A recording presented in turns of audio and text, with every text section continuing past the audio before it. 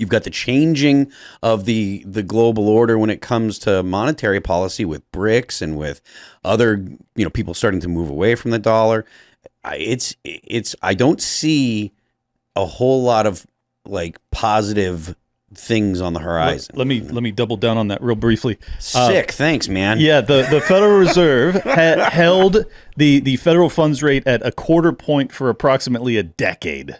Since the Great Recession, they're just like, we're just going to keep it at zero, the zero bound forever. There'll be no problems from that, right? And then we're going to print $5 trillion in the year 2020, and we're going to lock down the economy, create supply chain shortages, which also add to the inflationary pressure. And then in a 12-month period starting in February of 22, they're going to start to hike the Fed funds rate very aggressively, a half point every time they have a meeting. And they're going to take it from a quarter point up to approximately 5.5, 6, which then takes the mortgage rates from 3.25 and it puts it up to 7.5, 8. It also makes it so that all of these T-bills and these short-term debt instruments that are held on all of these banking institutions, they are now bleeding all over the floor. That's the whole reason that Moody's is marking them down, by the way. It is strictly a Federal Reserve created crisis. I want to be very clear about that. This would not be happening. The American people would not be living off of credit cards and have $1 trillion of debt if it weren't for inflation. That's why all of this is happening. And let me add to that. This is all politics.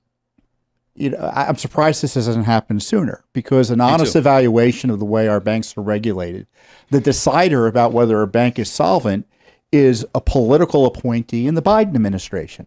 And so all these decisions are political.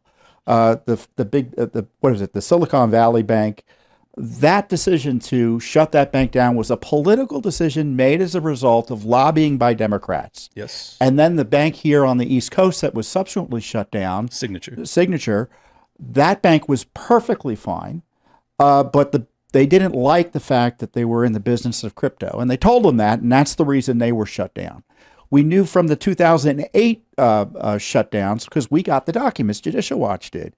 They didn't know why they were shutting the banks down. They just didn't have a systematic way of shutting banks down or doling out financial support for the banks. It was, well, we want everyone to get the support so no one knows who the bad banks are. So the good banks should get money and the bad banks should get money, and we'll disguise who the bad banks are by making everyone else take the subsidy. It was completely political. The same goes with the Fitch knocking down our credit rating here in the United States. It's politics. Yep. It's politics. We've got politicians who have decided that printing money is, and it's politicians of both parties, the best way they can stay in power is to print money. And they don't care what the consequences are. Buy votes. And that's right. Transferring wealth. Chicken in every pot. So on top of the increase as they were increasing interest rates, they kept the spigot flowing in terms of spending at the government level. And, there's no sign that it's going to be curtailed. No. It's not going to be curtailed. So now we're all supposed to be excited. They've increased, they've cut down our salaries by 4 or 5%, practically speaking, our spending power over the last year. And now we're supposed to be satisfied that we've lost that purchasing power, that they've been cemented, the prices have been cemented at a higher level. They're not getting lower. They're just not getting as high as quickly as they previously did.